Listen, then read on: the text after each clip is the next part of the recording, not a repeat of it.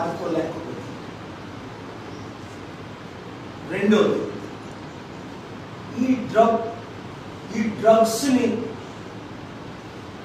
నిరుద్యోగులు దేశ విదేశాల నుండి పెంచడం, దాన్ని అమ్మకం చేయడం, దానికి ప్రధాన కారణం నిరుద్యోగులకు ఉద్యోగాలు లేకపోవడం. ఆంధ్రప్రదేశ్లో 1 కోటి మంది నిరుద్యోగులు, తెలంగాణలో 60 లక్షల మంది రిజిస్టర్డ్ నిరుద్యోగులు. కనీసం 60,000 రాష్ట్రంలో ఉద్యోగాలు ఇప్పటికీ కల్పించలేదు. నిరుద్యోగ సమస్య మరి ఎవరూ తీర్చలేరని ఇప్పుడున్న పార్టీలన్నిటి రుజువైపోయాయి. పోనీ నిరుద్యోగ భృతేనా 2,500, 3,000, 5,000 ఇస్తానని వాగ్దానం చేసిన ఈ 1,60,00,000 మందికి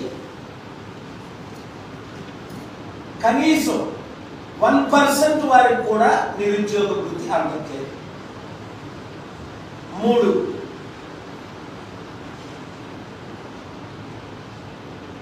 36 లక్షలు కంపెనీ ఓనర్స్ 1,50,000 ట్యాక్స్ మాత్రమే కలెక్ట్ చేస్తున్నారు. లక్షల కోట్లు సంపాదించిన అదానీ అంబానీకి 0.1% ట్యాక్స్లు కూడా లేవు. అదే మీరు విదేశాల్లో చూడండి, అమెరికా కానీ, కెనడా కానీ, ఆస్ట్రేలియా కానీ, న్యూజిలాండ్ కానీ, ఇంగ్లాండ్ కానీ, అక్కడ సంపాదించిన వాళ్ళకి 1 కోటి రూపాయలు సంపాదిస్తే 35 లక్షలు ట్యాక్స్. ఇక్కడ లూప్ హోల్స్ ఎలా ఉన్నాయంటే 1 కోటి రూపాయలు సంపాదించిన వాళ్ళకి కూడా 1,00,000 రూపాయలే. కన్ఫ్యూజ్ చేసేస్తున్నారు. ఈ బడ్జెట్ లో, ఈ టాక్సేషన్ లో అందరూ కన్ఫ్యూజ్ అయిపోతున్నారు. అపోజిషన్ కి కూడా తెలియని లూప్ హోల్స్. అందుకనే ఈ రోజు అపోజిషన్ రోజు వీక్ అయిపోతూ వస్తుంది, రాష్ట్రంలో కానీ దేశంలో కానీ.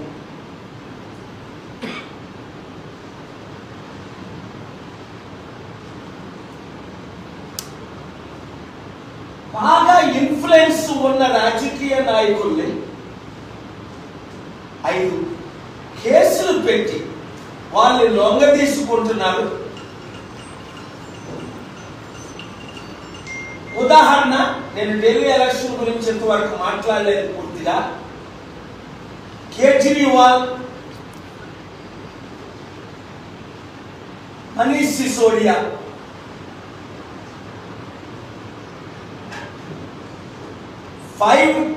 డిఫరెంట్ మినిస్ట్రీ చేసిన సచేంద్ర జైలు, ముగ్గురిని జైల్లో పెట్టారు. వాళ్ళు నీతి పరులు అనడం లేదు నేను. వారి కంటే 100 రెట్లు, 1000 రెట్లు అవినీతి చేసి అడ్డంగా దొరికిపోయిన వాళ్ళ మీద కేసులు బుక్ అవ్వట్లేదు. ఇన్వెస్టిగేషన్స్ సంవత్సరాలు నడుస్తున్నాయి.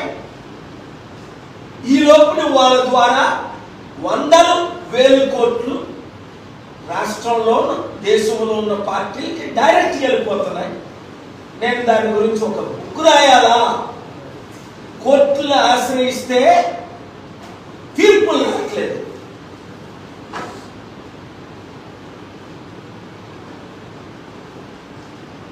ఎంత ఘోరం అంటే ఊహకి అతీతం. ఇప్పుడు నాకు పూర్తిగా అర్థమైంది కనుక మాట్లాడుతున్నాను. 6 మానభంగాలు ఎంత ఘోరంగా జరుగుతుంది అంటే ఊహించలేము. రిపోర్ట్ చేయడానికి కూడా మీడియాలో ఒకటి చెప్పేసరికి 100 మానభంగాలు జరుగుతున్నాయి. ఒక్క హత్య ఇన్వెస్టిగేషన్ కాకముందు 100 హత్యలు జరుగుతున్నాయి.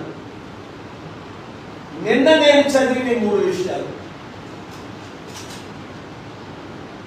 ఒకటి ఇక్కడ సంగారెడ్డిలో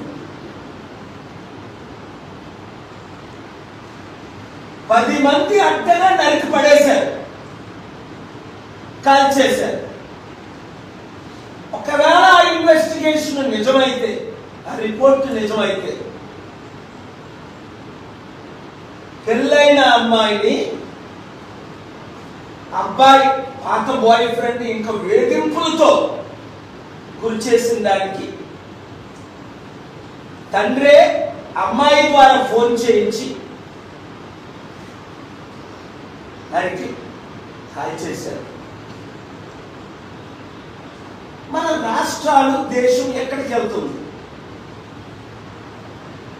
ఇలా చెప్పుకుంటూ పోతే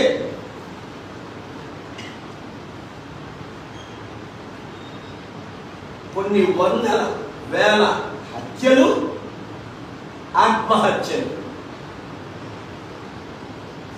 మీడియా మెయిన్ ఛానల్స్ దాని మీద ఫోకస్ చేయట్లేదు.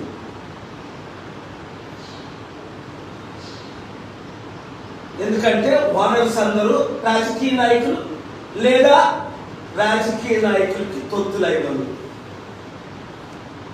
కనుక ఈరోజు నా పిలుపు ఏంటంటే, యూత్,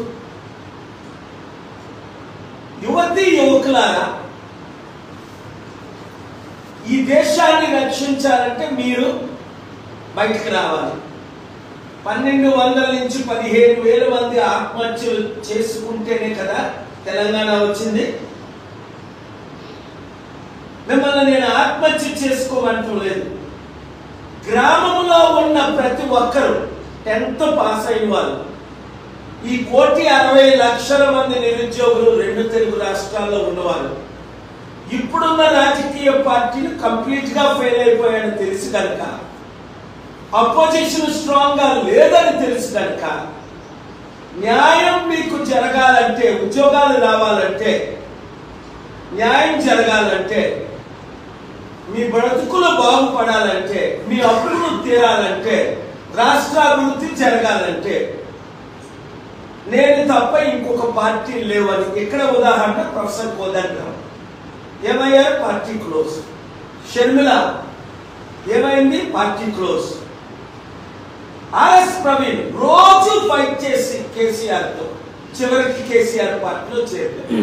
అపోజిషన్ లేకుండా ఆ 2-3 కులాలే, ఆ 2-3 కుటుంబాలే ఏరుతున్నాయి. కుల కుటుంబ పాలన అంతం చేయాలి, అభివృద్ధి జరగాలి అంటే ఒక ప్రజాశాంతి పార్టీలో మీరు చేరాలి. 100 మందిని చేర్చాలి. 7569441275 గ్రూపులు పెట్టాలి. ఆ గ్రూపుల పేరు ముందు మీ నియోజకవర్గంతో స్టార్ట్ అవ్వాలి. ఇప్పటికే సర్పంచులుగా పోటీ చేద్దామని అనేక మంది అప్లై చేస్తున్నారు. KAPOL.org వెబ్సైట్ లో కూడా మీ ఇన్ఫర్మేషన్ పెట్టవచ్చు. కండి లేదా ఏంటి మీ ఫ్యూచర్? ఇంకో ఫ్యూచర్ లేదు మీకు. మిమ్మల్ని మీరు రక్షించుకోవాలంటే నేనున్నాను, నాతో చేతులు కలపండి.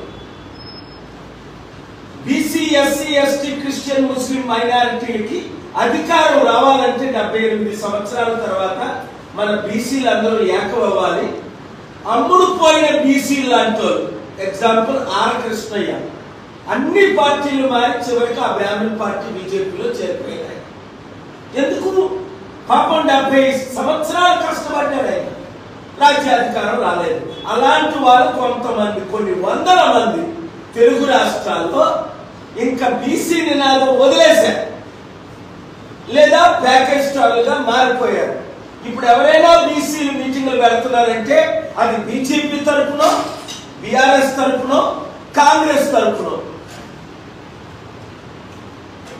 చాప్టర్ క్లోజ్ చేస్తున్నాను. కానీ ఇప్పుడైనా కులాలకు మతాలకు అతీతంగా అందరూ కలిసి పనిచేయాలి అంటే ఒక్క ప్రజాశాంతి పార్టీ అవకాశం ఇస్తుంది.